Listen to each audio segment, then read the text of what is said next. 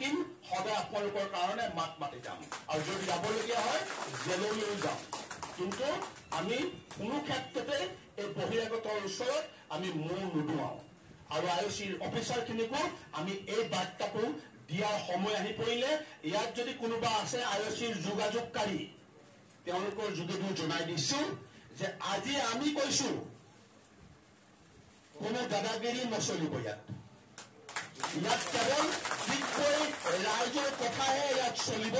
আইঅ'চিয়ে ডিগবৈ ৰাইজৰ কথা মতে পৰিচালিত হ'ব লাগিব এইটো স্পষ্ট কথা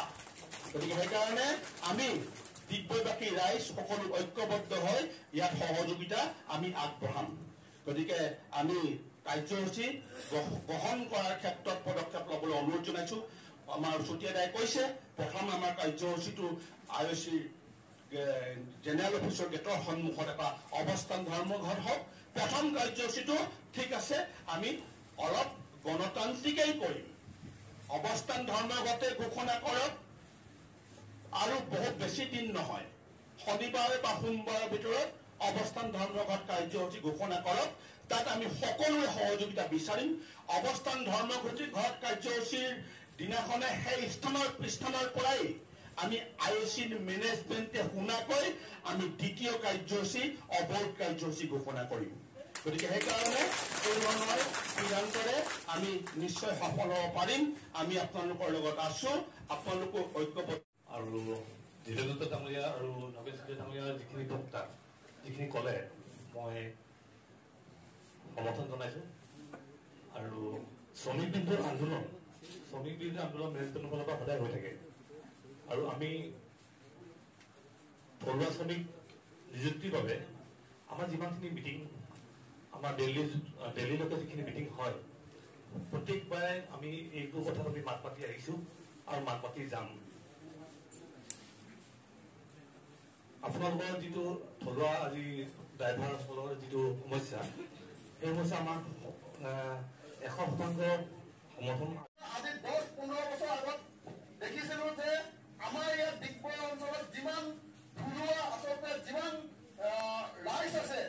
সাধাৰণ দৰিদ্ৰ দুখীয়া ৰাইজ আছে তেওঁলোকে যিখন BPL কাৰ্ড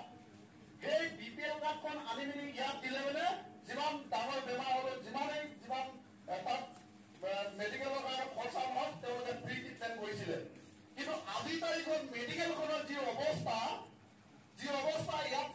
মানে মানুহে নমা হৈ গ'ল যাৰ কাৰণে ইয়াত অলপ আগতে কৈ গৈছিলে এজনে যে ইয়াৰ পৰা ওলোৱা বিশুদ্ধ গেছসমূহ বিশুদ্ধ মানে যিবোৰ গোন্ধ আহি আছে যাৰ কাৰণে মানুহৰ বেমাৰ আজাৰ বৃদ্ধি হৈছে তাৰ কাৰণে কিন্তু তেওঁলোকে আজি তাৰিখত দেখি নাপায় যে ফ্ৰী মেডিকেল চেকআপ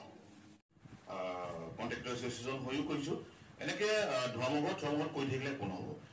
মুঠতে কথা হ'ল আমি যিসকল আমাৰ ঠিকা শ্ৰমিক আছে সকলোৱে আমি অসহযোগ কৰিব লাগিব কৰ্মবিৰতি ডাইৰেক্ট কৰ্মবিৰতি এইবোৰ ধৰ্মঘট কৰি থাকিলে এটি আইচিয়ে নেমানেই মই কৈছোঁ আৰু এটা কথা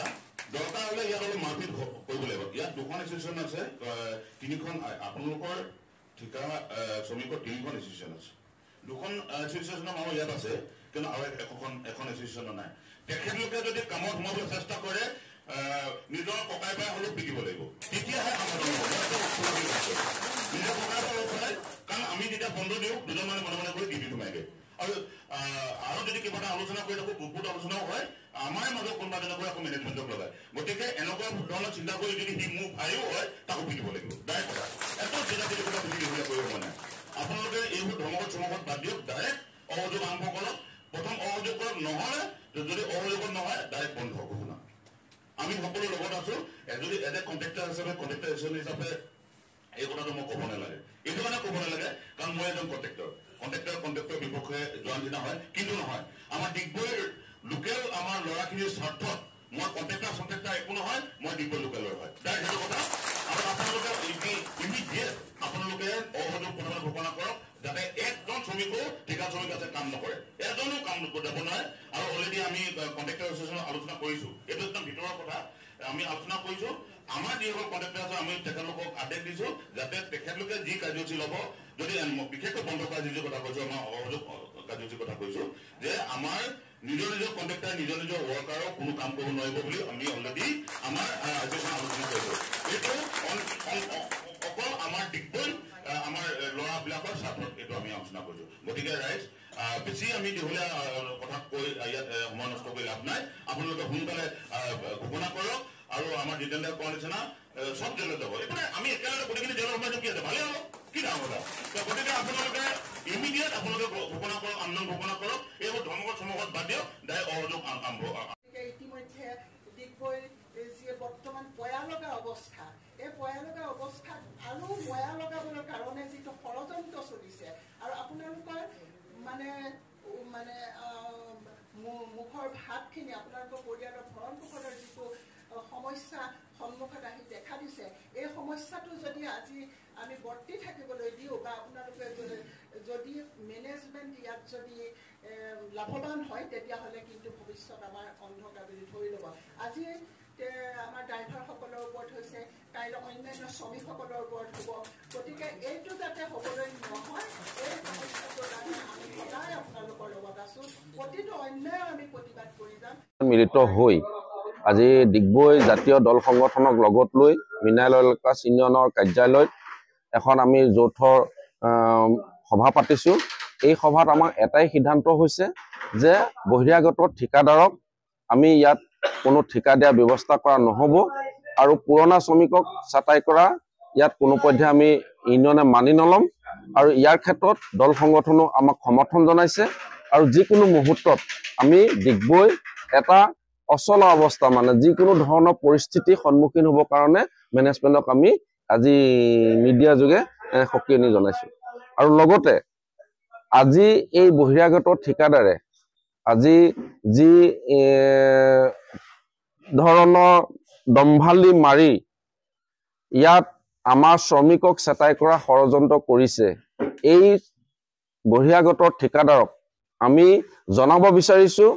তেওঁ ইয়াত ঠিকাদাৰ হিচাপে থকাতকৈ তেওঁ অনতিপলমে ডিগবৈৰ পৰা যোৱাটো আমি বিচাৰোঁ। কাৰণ ইয়াত শ্ৰমিকৰ যি সমস্যা বা আজি যি সমস্যাৰ ওপৰত আজি শ্ৰমিক শ্ৰেণীয়ে আজি অহৰহ আন্দোলন কৰি আছে, আজি ইয়াৰ কোনো সমাধান ওলোৱা নাই